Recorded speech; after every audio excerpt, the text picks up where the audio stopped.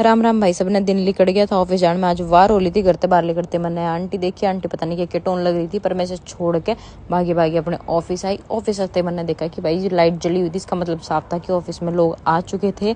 आते इस मैडम ने मुझे हाय करा। हाय करके इसने गैली चीन टपाक डम डम भी कर दिया। उसके बाद मैं अपनी सीट पे बैठी। सीट पे बैठती मैंने अपने थोड़े से बाल ठीक करे। मैं अपने बाल ठीक कर ही रही थी कि इतने मेरी पड़ोसन आ गई, पर अपने फ़ोन में बहुत बिजी थी। उसके बाद मैंने इसे छोड़ दिया और मैं सोचा कि थोड़ी सी कॉफ़ी पी ली जाए, क्योंकि मुझे बहुत टायर्डनेस फील हो रही थी। लेकिन मेरे तो कॉफ़ी का ढक्कन खुल ही नहीं रहा था। मैं पूरे जोर लगा रही थी। उसके बाद फिर मैंने अपनी पड़ोसन को दिया कि अरे भाई मैं तो ये खुल नहीं रहा है, इसे खोल दे। उसने भी पूरे जोर लगाया, पूरा दम लगा के उसने मुझे डिब्बा खोल के दिया। फिर मैंने सोचा कि चलो भाई जी भी खुल गया तो पी लूँ। कॉफ़ी पी के फिर मैंने देखा कि भैया अपने फ़ोन में लग रही थी और बाहर का मौसम तो जमा सुथरा हो रहा था। पर मुझे इसे देख के इतनी नींद आ रही थी कि मेरा सोने को जी कर रहा था।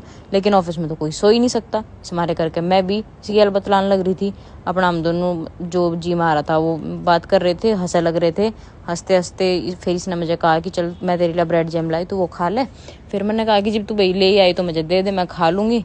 मैंने मतलब इतने दिनों बाद ब्रेड जैम खाया, इतने दिनों बाद ब्रेड जैम खाया कि मुझे याद भी नहीं कि मैंने लास्ट टाइम ब्रेड जैम कब खाया था। फिर मैंने ऐसे ब्रेड जैम के लिए थैंक यू बोला, क्योंकि इसने बहुत सुथरा बना रखा था। फिर ये कहने लगी मैं तेरे लिए हमेशा ब्रेड जैम लम्बे, कहने लगी मैं कहना इतना एहसान करने की जरूरत नहीं है, इतना नहीं चाहता। उसके बाद फिर मैं एक और कॉफ़ी सोचा कि पी ली जाए, तो मैंने भाई फिर से कॉफ़ी पीनी शुरू कर दी।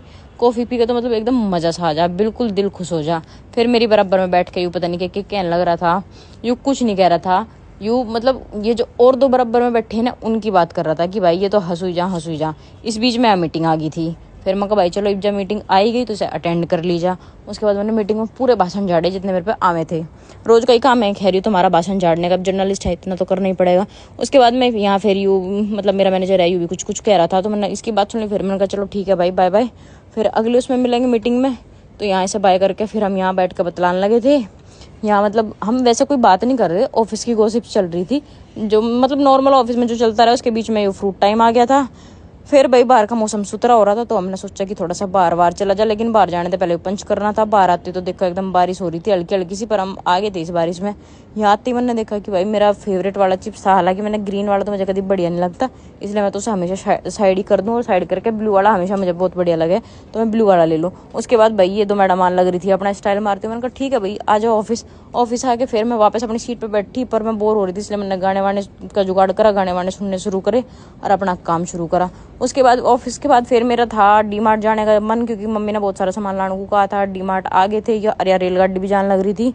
डीमार्ट में एंट्री करते ही भाई जी तो नहीं कर रहा था सब कुछ ले लूँ, मतलब यू भी ले लूँ। पर भाई मुझसे सिरसों के तेल तलेगा पता नहीं के जो सामान था सब ले लिया। यहाँ मेरा मैगी को जी कर रहा था तो मैंने मैगी भी धर ली।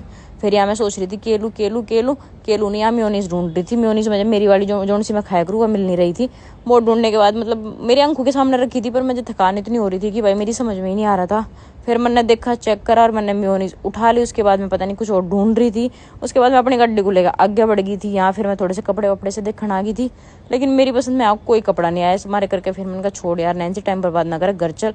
फिर मैं बिलिंग काउंटर पे आ गई थी बिलिंग करने में भी इसने 1 घंटा कर देता है। 1 घंटे तो पहले तो लाइन में लगाओ रखा। उसके बाद फिर सो नाटक करे, मतलब कैमरे में देख रहा था। मैं कहा भाई बिलिंग कर दे यार, हम थके हुए हैं, घर जाना है। फिर इसने बिलिंग करी बेचारे ने, मतलब यू भी सोता सा मुझे लगा, यू भी ना सोया दिखे था।